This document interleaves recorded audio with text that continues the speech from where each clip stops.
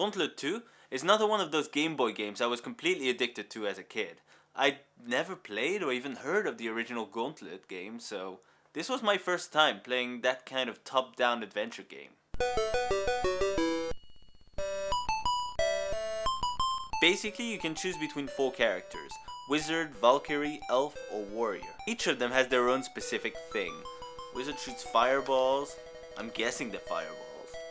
The Warrior and the Valkyrie are more or less the same, but the Elf is really what you want to go for. He shoots arrows, and more importantly, he's faster than the others. You've got levels with hundreds of dummy exits, and you have to find out which one doesn't suck.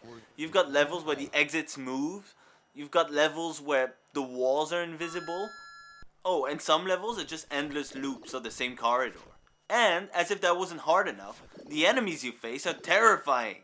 Oh, and you've got the occasional dragon to handle too. So many villains freak me out in this game.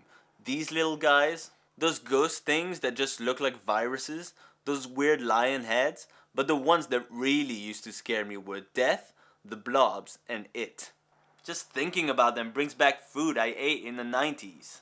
You've got the smiley-faced blobs who just float and bounce around, and when they get to you, you just absorb them. And lose points, I think. It's just gross! And the sound it makes. Ugh. It makes me sick. Also, sometimes, like 6 of them come towards you and like attack you at the same time. It's horrible, I hate it! And you can't really kill them as well, so just avoid the hell out of them as much as you can. It, as they call it, is a cloud-like cell you also can't kill and absorb. And when you do, the game talks to you. Okay. Can I go? But they are nothing compared to these guys. Oh my god, these guys are scary. This dramatic music pops up every time they show up, and it's like the most unnerving thing you'll ever hear. You hear that? You know you're screwed. They're death. You can't kill them. Basically, you hear death knocking. Run. The dragons are actually pretty straightforward.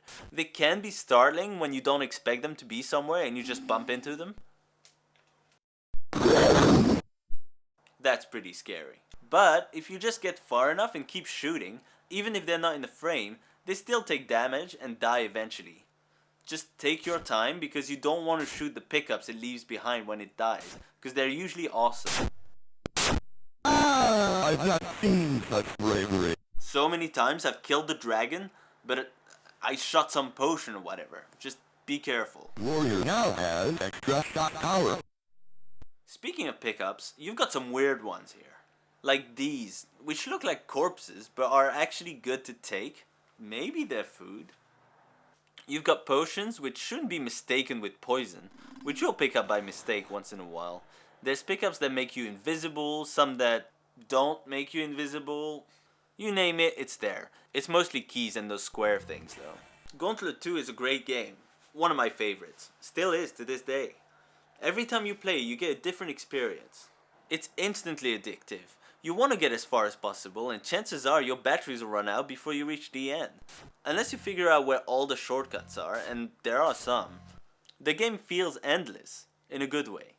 You will deny sex before you put this game down. I know, it's messed up. Actually, if I'm honest, it does suck that there's no password system.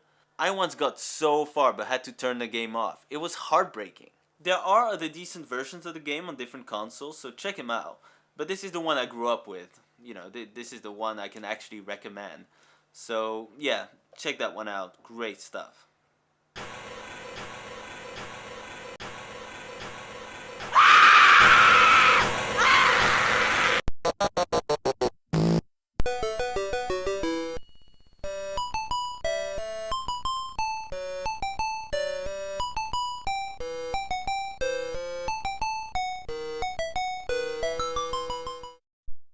Shot of food.